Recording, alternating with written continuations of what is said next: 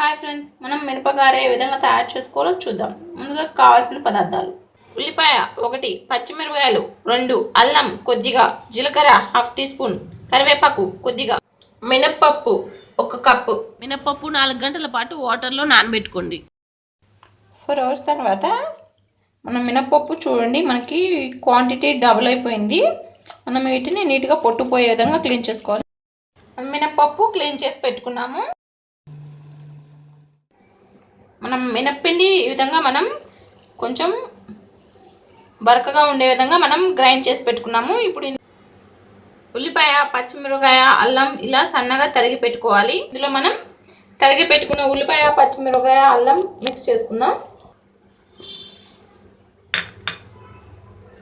సరిపడా salt add చేసుకోండి.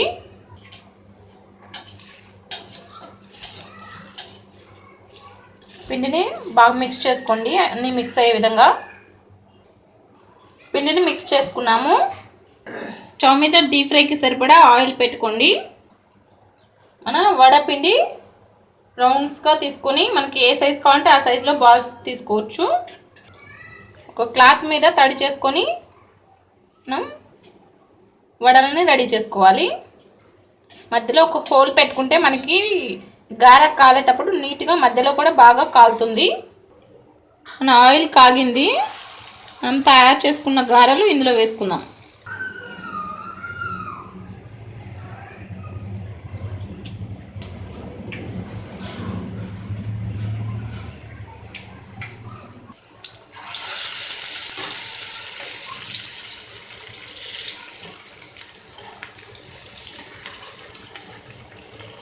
మన వడలు నీట్గా 2 వైపులా కాల్చుకోవాలి. లైట్ గోల్డెన్ కలర్ వచ్చే వరకు కాల్చుకోండి.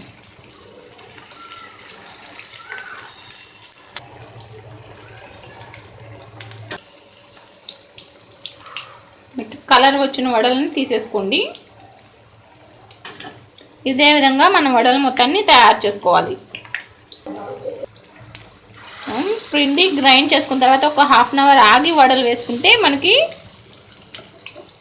వడలు బాగా పొంగుతాయి.